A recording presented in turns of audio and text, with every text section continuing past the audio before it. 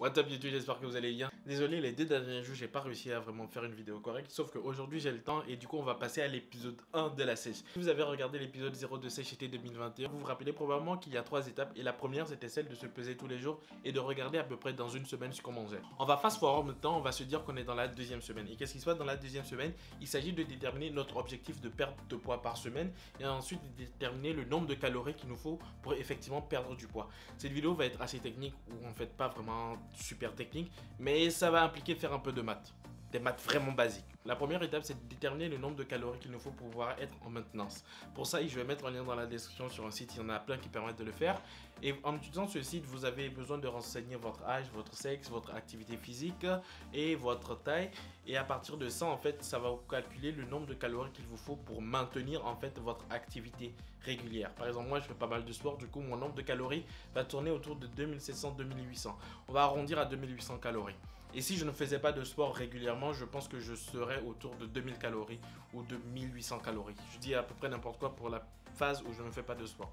Mais l'idée, c'est de déterminer le nombre de calories qu'il me faut en temps normal en faisant du sport pour pouvoir maintenir le poids que j'ai actuellement. Maintenant, je sais que pour maintenir le poids que j'ai actuellement, il me faut exactement 2800 calories tous les jours. Si je veux perdre du poids et perdre du gras, il faut que je descende en dessous de 2800 calories, ce qui va me permettre de perdre une certaine quantité de masse au cours de la semaine. Et à la fin, en totalisant, on va arriver en fait à notre objectif de perdre de poids hebdomadaire. D'ailleurs, regardez bien la vidéo jusqu'à la fin parce que je vais vous donner la règle ultime à savoir pour pouvoir perdre du poids et vous avez juste besoin de savoir ça. Alors regardez bien la vidéo jusqu'à la fin. Bon, après vous allez me dire comment faire du coup pour diminuer le nombre de calories. Là, il y a deux solutions.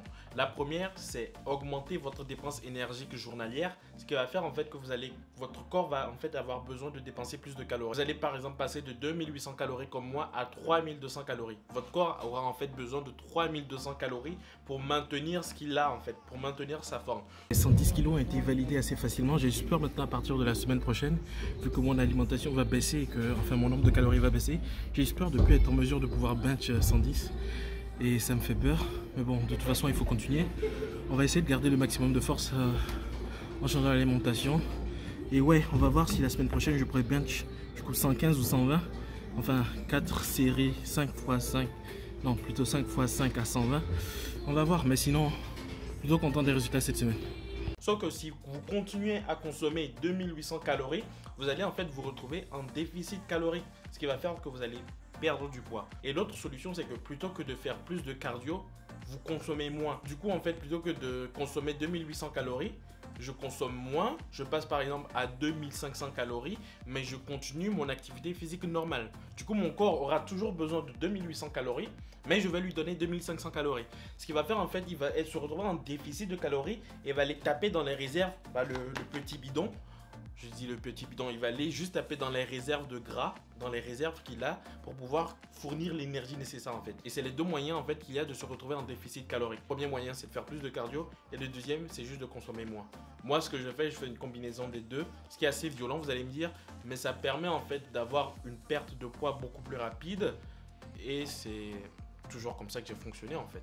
La deuxième question que vous allez me poser, c'est comment savoir combien de calories il faut diminuer en fait chaque semaine pour pouvoir perdre du poids. J'ai envie de partir sur la règle des 10%. Par exemple, actuellement, mon corps a besoin de 2800 calories pour maintenir la forme qu'il est. Et si par exemple, je voulais créer un déficit de 10%, ce que je vais faire, c'est que je vais consommer de la bouffe et faire en sorte que je vais descendre à 10% de 2800 calories. Du coup, 2550, 2530. 2520, je sais pas. Et si vous l'avez compris, la deuxième facette pour pouvoir créer ce déficit, c'est de faire beaucoup plus d'exercices pour passer au-dessus de la consommation de 2800 calories pour moi.